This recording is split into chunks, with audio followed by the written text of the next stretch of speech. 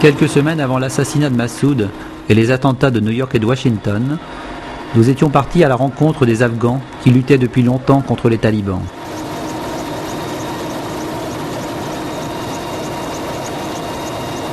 Ahmad Froz, le plus afghan des Bretons ou le plus breton des Afghans à mes côtés, tous deux membres de l'association Afghanistan-Bretagne.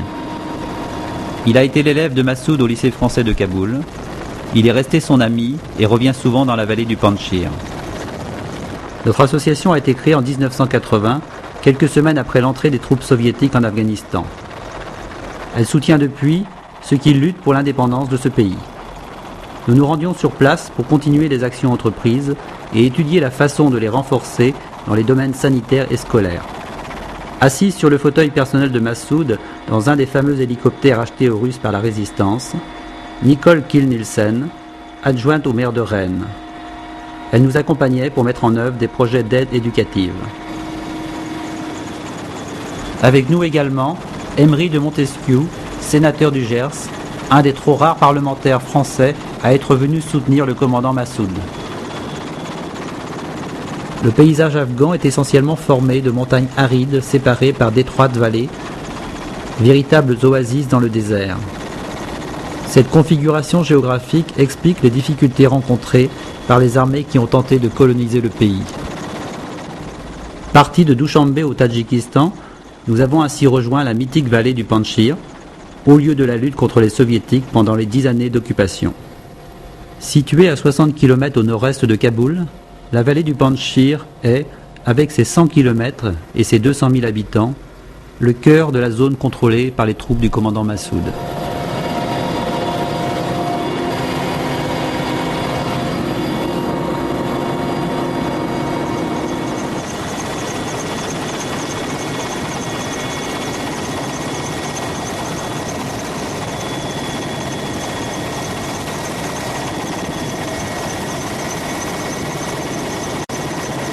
Nous avons atterri sur ce que nous appelions entre nous l'aéroport international du Panjshir. De là partent et reviennent les hélicoptères qui assurent les échanges avec le Tadjikistan, mais aussi le lien avec les différents fronts.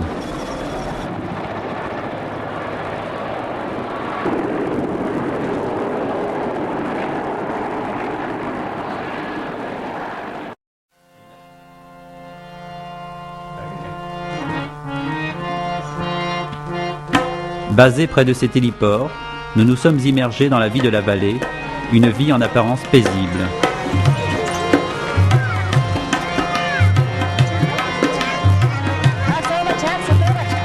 Les commerçants proposent des produits locaux ou des marchandises venant de l'étranger ou de Kaboul à travers les lignes de front.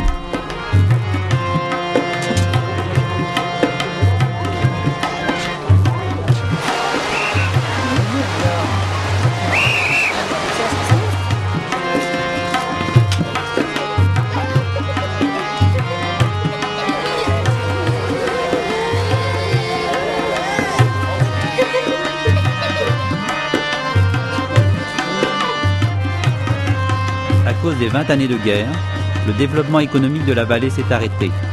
Il a plutôt régressé. Chacun poursuit ses occupations, le plus souvent artisanales.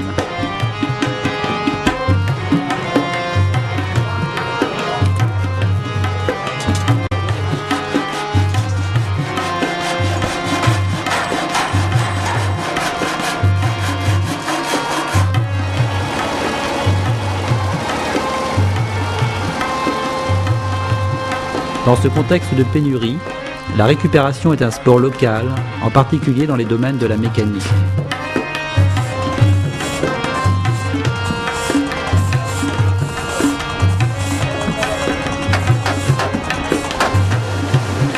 Mais la région est avant tout une région agricole. Le Panjshir, à son plus bas niveau lors de notre passage, lui apporte la vie.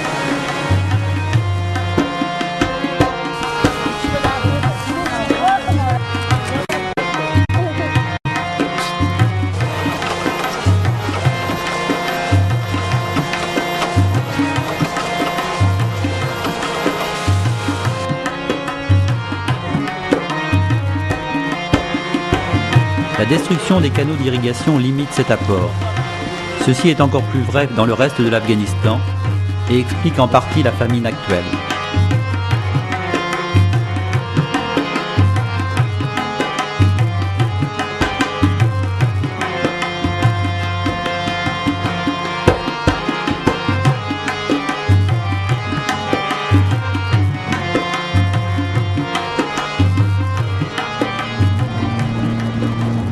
En descendant le Panjshir en direction de Kaboul, nous croisons les nombreux camps de réfugiés chassés de chez eux par l'offensive des talibans en 1998.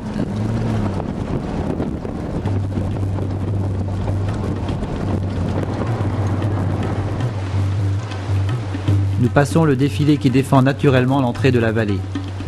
Les parois étant minées, il est pratiquement infranchissable pour un envahisseur.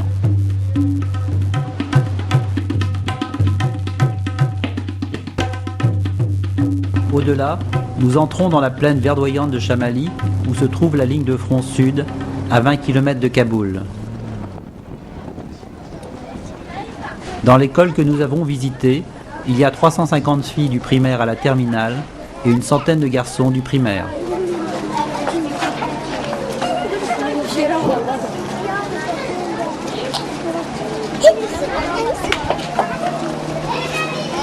Ces adolescentes préparent leur tchadri pour la sortie de l'école, mais à l'intérieur, elles sont, tout comme leurs professeurs, à visage découvert malgré notre présence et celle d'enseignants hommes. L'arrivée des talibans, qui ne sont qu'à 30 km, les aurait condamnées à abandonner leurs études et à rester chez elles. Je suis contente que vous soyez venus nous voir, pour que vous puissiez faire entendre notre voix dans le monde entier. Nous voulons la paix en Afghanistan. Et nous voulons de l'aide pour le peuple afghan. Nous voulons la paix pour pouvoir continuer nos études. Le soutien aux écoles est donc un enjeu majeur pour l'avenir de ce pays, où l'illettrisme touche 90% de la population. Nous avons admiré le courage de ces enseignants restés au pays, malgré des conditions de travail déplorables. Il fait sombre dans ces petites classes qui accueillent une trentaine d'élèves. Il n'y a aucun mobilier, le tableau noir est peint à même le mur.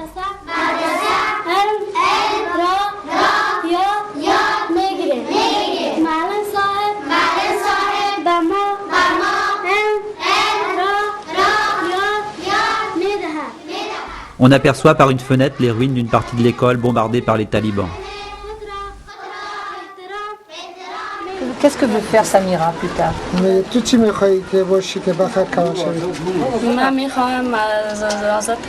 Professeur, journaliste, médecin. Je veux être ingénieur.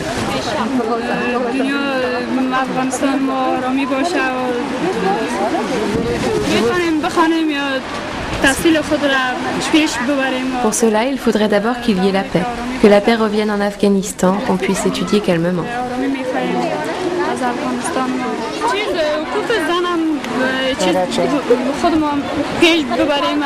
Au sujet des femmes sous le régime des talibans, nous devons nous battre pour libérer nos sœurs et nos frères. Et si j'ai les moyens d'étudier, je pense que j'irai plus loin et que ça nous donnera davantage de possibilités pour aider ceux qui sont sous le régime des talibans. Sur la route du retour, nous croisons des enfants qui jouent avec des cerfs-volants. Jeux interdits, comme tant d'autres choses par les talibans, ennemis du plaisir.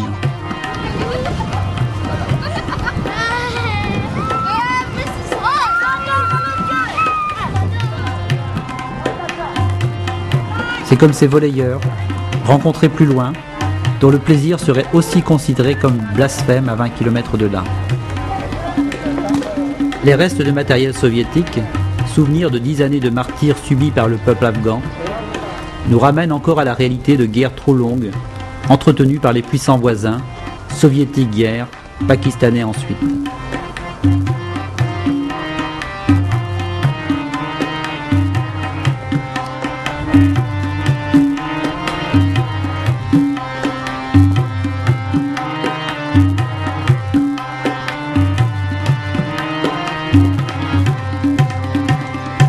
Nous Remontons dans la vallée pour nous rendre dans l'une de ces nombreuses mines d'émeraude, perchées à plus de 3000 mètres.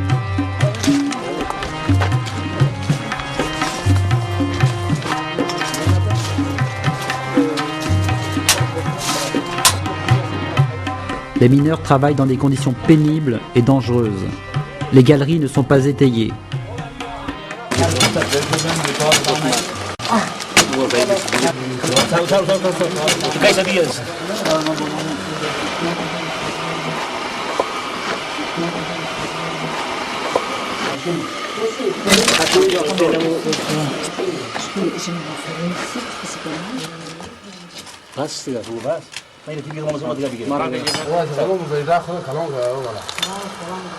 Quand on voit des traces comme ça, les pierres blanches avec des poutres jaunes, on a l'espoir que derrière tout ça on trouvera d'émeraude. Ça c'est vraiment le signe particulier. Ici on peut dire qu'on a trouvé quelques petits morceaux d'émeraude.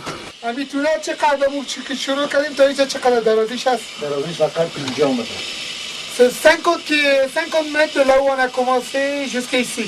Le tunnel. Donc bien sûr il y a des branches qui vont dans tous les sens. Et on peut monter aussi en hauteur, mais c'est très très difficile à monter. On va plutôt monter sur la montagne et découvrir les tunnels par le haut. Quand ils trouvent une pièce, pendant 2-3 ans, ils ne peuvent pas trouver d'autres. Alors l'argent qu'ils ont gagné avec la pièce trouvée, ils le dépensent. Ils n'ont pas grand-chose à vivre. Vous avez vu leur manière de vivre, comment est-ce qu'ils mangent et la façon dont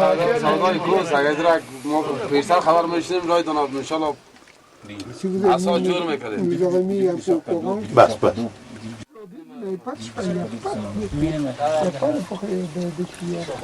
Extraites à grand-peine, les émeraudes sont ensuite commercialisées. Les 10% de taxes permettent de financer les activités de la résistance.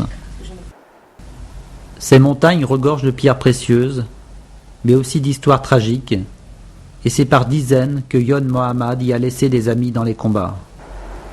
C'est là aussi que son père et son frère ont été assassinés par les soviétiques sous ses yeux, le premier brûlé au phosphore. Nous nous rapprochons encore de la guerre avec ce pèlerinage au tunnel de Salang, lieu de combat violent entre les soviétiques et les troupes du commandant Massoud.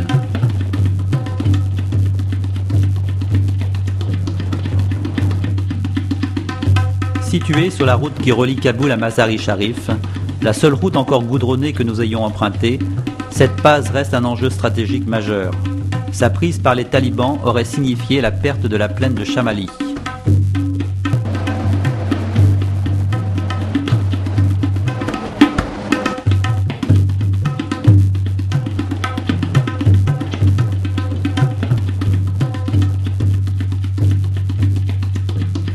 Le tunnel a été dynamité et miné à son entrée par la résistance pour éviter que les talibans, qui tiennent l'autre côté, ne s'en emparent.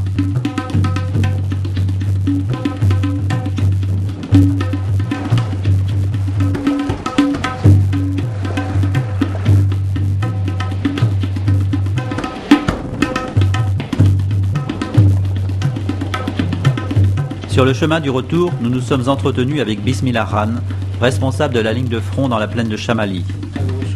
Il nous explique comment les talibans ont réussi à s'emparer du pays.